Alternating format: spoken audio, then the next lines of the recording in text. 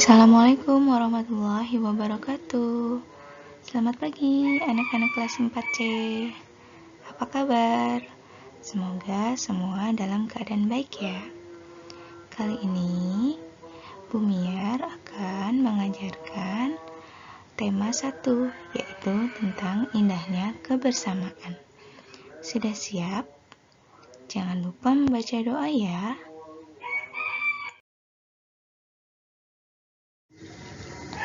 Baik, pada tema 1, kita akan mempelajari 3 subtema.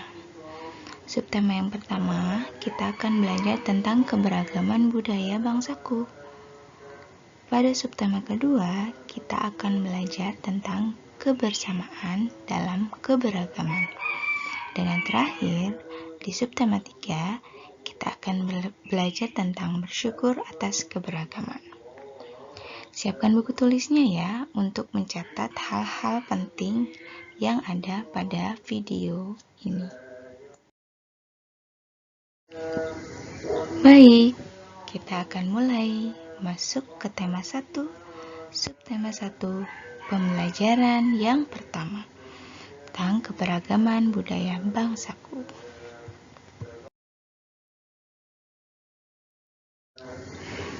Sebelum kita mulai belajar, kita harus tahu nih, apa ya tujuan pembelajaran kita hari ini?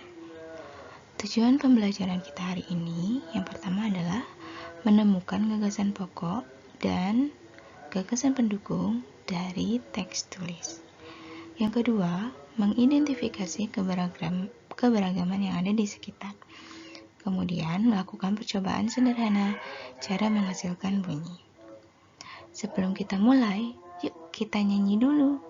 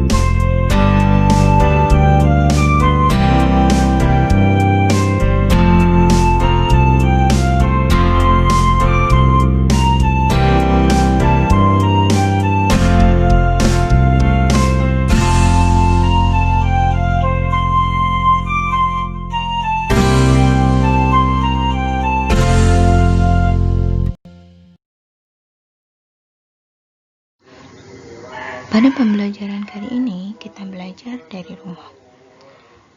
Kamu bisa bekerja sama dengan orang tuamu. Kamu juga bisa belajar dari lingkungan sekitar, tapi karena sedang pandemi, cukup belajar di rumah saja ya. Kita akan mulai belajar keanekaragaman suku bangsa Indonesia, memahami berbagai ragam budaya, upacara adat, dan kesenian yang akan menambah kecintaan kita terhadap tanah air Indonesia.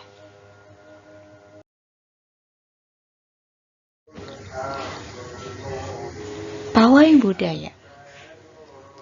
Pawai budaya sangat menarik bagi warga Kampung Bapakan. Pawai ini selalu menampilkan keragaman budaya Indonesia. Udin dan teman-teman tidak pernah bosan menanti rombongan pawai lewat. Tahun ini, mereka datang ke alun-alun untuk melihat pawai tersebut. Kakek Udin pun terlihat sabar menanti. Terdengar suara gendang yang menandakan rombongan pawai semakin dekat.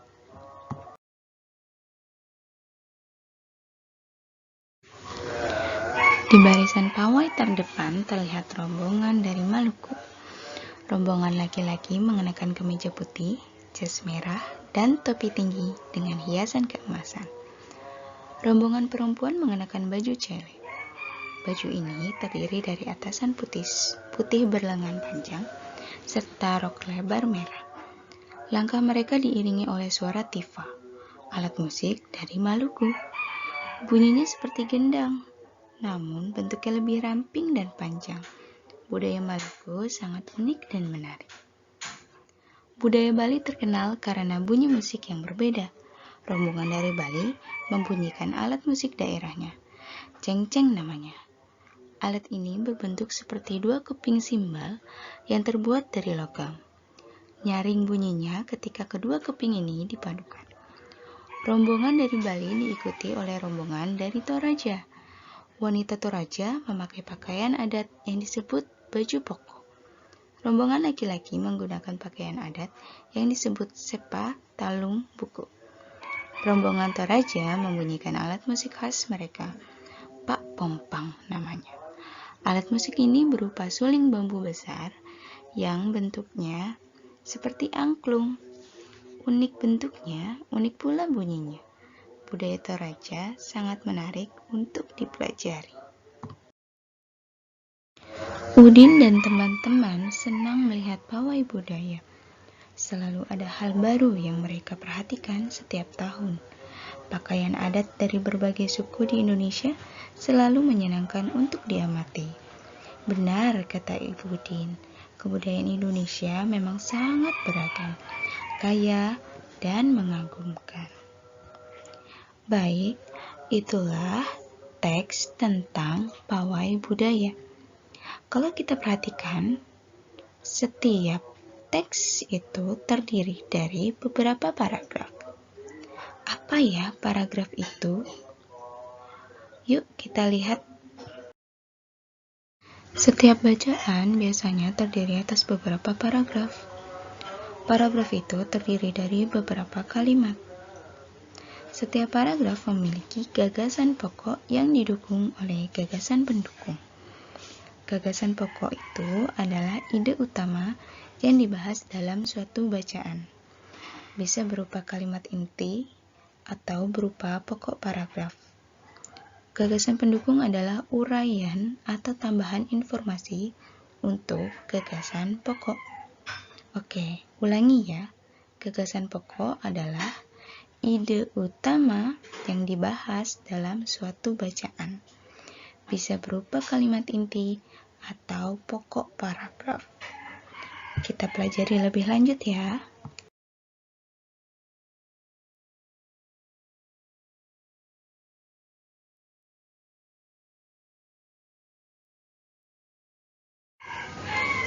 Coba kita lihat paragraf yang pertama. Dalam setiap paragraf terdiri dari beberapa kalimat. Awal paragraf ditandai dengan penulisan yang agak menjorok ke sebelah kanan. Lihat, kata pawai dan kata warga tidak lurus. Itu adalah ciri-ciri awal paragraf. Kita perhatikan, pada paragraf pertama terdiri dari beberapa kalimat. Kalimat pertama adalah yang berwarna merah. Kalimat kedua yang berwarna hijau. Kalimat ketiga yang berwarna biru. Kemudian berwarna orange, berwarna biru, dan berwarna hitam. 1, 2, 3, 4, 5, 6. Dalam paragraf pertama terdiri dari 6 kalimat. Setiap kalimat ditandai atau diakhiri dengan tanda titik. Sekarang kita lihat gagasan pokoknya. Gagasan pokok bisa berada di awal atau berada di akhir, atau bisa juga di tengah-tengah, atau gabungan dari awal dan akhir. Di paragraf pertama, gagasan pokoknya ada di awal. Pawai budaya sangat menarik bagi warga Kampung Babakan. Kenapa menarik? Kenapa itu dijadikan gagasan pokok? Karena dari kalimat pertama ini dijabarkan lagi, didukung lagi oleh gagasan pendukung melewati kalimat-kalimat yang ada di belakangnya. Pawai budaya sangat menarik karena pawai ini selalu menampilkan keberagaman budaya Indonesia. Pawai budaya sangat menarik sehingga Udin dan teman-teman tidak bosan menanti rombongan pawai. Dan seterusnya. Jadi, gagasan pokok pada paragraf pertama adalah kalimat yang pertama.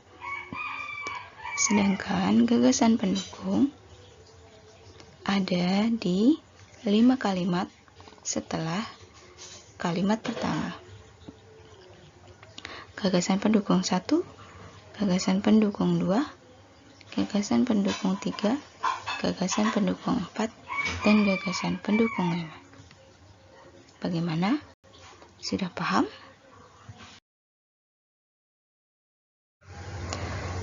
Dari teks tadi, ternyata budaya Indonesia sangat beragam ya. Apa sih yang membuat setiap budaya berbeda? Ayo kita pelajari.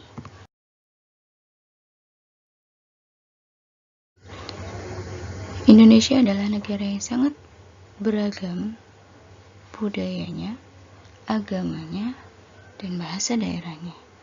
Sebagai warga negara yang baik, kita wajib menghargai keberagaman tersebut.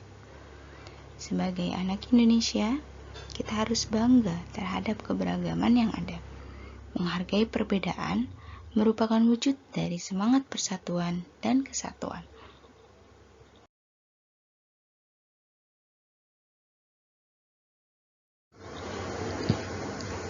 Ayo kita mengamati. Selain kaya akan budaya, tarian, dan makanan khas daerah, Indonesia juga kaya akan jenis alat musik. Berikut adalah contoh alat musik yang dimiliki oleh berbagai suku di Indonesia. Cara memainkannya berbeda-beda. Kecapi yang berasal dari Jawa Barat dimainkan dengan cara dipetik. Angklung yang berasal dari Jawa Barat dimainkan dengan cara digoyangkan. Sama-sama dari Jawa Barat, tapi beda cara memainkannya. Seluang yang berasal dari Sumatera Barat dimainkan dengan cara ditiup. Kendang yang berasal dari Jawa Barat dan tifa dari Papua sama-sama dimainkan dengan cara dipukul. Coba, kira-kira alat apa ya yang ada di rumahmu dan bisa menghasilkan bunyi? Tuhan Yang Maha Esa menganugerahkan kita indera pendengaran. Melalui indera ini, kita dapat mendengar dan menikmati hasil karya seni budaya yang beragam. Wah, berarti kita harus banyak bersyukur ya, karena kita semua bisa mendengar dengan baik. Bagaimana ya cara menghasilkan bunyi yang lebih keras atau lebih pelan? Ternyata segala macam bentuk bunyi berasal dari benda yang bergetar. Getaran dari suatu benda akan mengakibatkan udara di sekitarnya ikut bergetar. Getaran tersebut menimbulkan gelombang bunyi di udara. Benda-benda yang bergetar dan menghasilkan bunyi disebut sumber bunyi. Ulangi ya, benda-benda yang bergetar dan menghasilkan bunyi disebut sumber bunyi. Bunyi dapat merambat melalui benda padat, benda cair, dan benda gas. Tetapi, bunyi tidak dapat merambat pada ruang hampa. Seperti di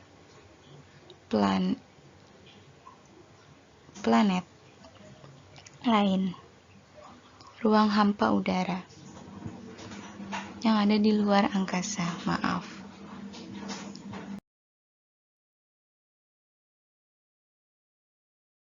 Baik, itulah paparan materi untuk pembelajaran yang pertama. Nanti kalian akan diberikan beberapa tugas. Materi ini bisa kalian baca kembali di buku atau di materi yang sudah Ibu share. Demikian, semoga bermanfaat. Baca instruksi dari tugas dengan baik ya. Jangan sampai jawabannya tidak nyambung. Wassalamualaikum.